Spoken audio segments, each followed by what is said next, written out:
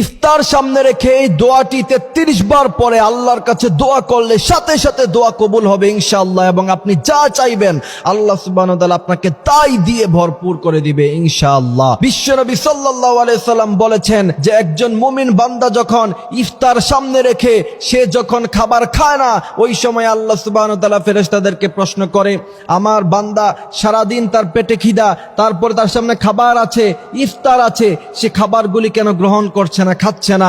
তখন ফেরেশতারা আল্লাহ সুবহানাহু ওয়া তাআলাকে উত্তর দিয়ে বলে, রব্বুল আলামিন তিনারা সারা দিন রোজা রেখেছে আপনাকে পাওয়ার উদ্দেশ্যে, যতক্ষণ পর্যন্ত না আপনি হুকুম না করবেন ততক্ষণ পর্যন্ত তারা খাবার খাবে না, তারা আল্লাহ আপনাকে খুশি করতে চায়। তখন আল্লাহ সুবহানাহু ওয়া তাআলা বলেন, আমার বান্দারা আমার কাছে কি চায়? ফেরেশতারা বলে, রব্বুল আলামিন তারা আপনার কাছে ক্ষমা চায়, আপনার কাছে রিজিক চায়, আপনার কাছে তারা মান সম্মান চায়, ইজ্জত চায়, জীবনে অনেক কিছু চায়। তখন আল্লাহ পাক ফেরেশতাদেরকে বলে, যাও, তারা যা চায় আমি আল্লাহ তাদেরকে সব দিয়ে ভরপুর করে দিলাম। সুবহানাল্লাহি ওয়া বিহামদিহি সুবহানাল্লাহিল আযীম। বিশ্বনবী সাল্লাল্লাহু আলাইহি ওয়াসাল্লাম বলেছেন, রমাদান মাসের 3টি সময় আছে, যে 3টি সময়ে দোয়া করলে সাথে সাথে আল্লাহ পাক দোয়া কবুল করে নেয়। প্রথম নাম্বার হচ্ছে ওয়াক্তাস সাহার, অর্থাৎ সেহরি খাওয়ার সময় যদি আপনি আল্লাহর কাছে দোয়া করেন সাথে সাথে দোয়া কবুল হয়ে যাবে। দ্বিতীয় নাম্বার হচ্ছে ইফতারির সময়, ওই সময় যদি আপনি আল্লাহর কাছে দোয়া করেন দোয়া সাথে সাথে কবুল হয়ে যাবে।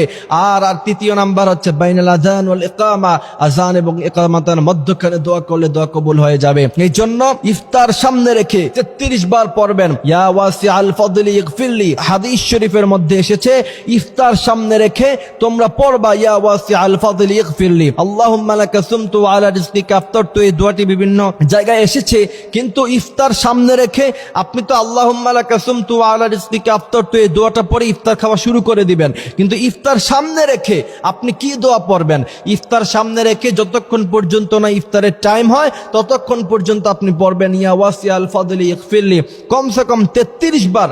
বিশ্বনবী সাল্লাল্লাহু আলাইহি সাল্লাম থেকে রেফারেন্স সহ যে হাদিস এসেছে, বিশ্বনবী পড়তেন ইয়া ওয়াসিআল ফাদলি ইগফিরলি। এই দোয়াটা ইফতার সামনে রেখে 33 বার যদি পড়তে পারেন, এরপরে যদি আল্লাহর কাছে দোয়া করতে পারেন, অবশ্যই আল্লাহ পাক আপনার সেই দোয়া কবুল করে নেবে, তাতে কোনো সন্দেহ নাই।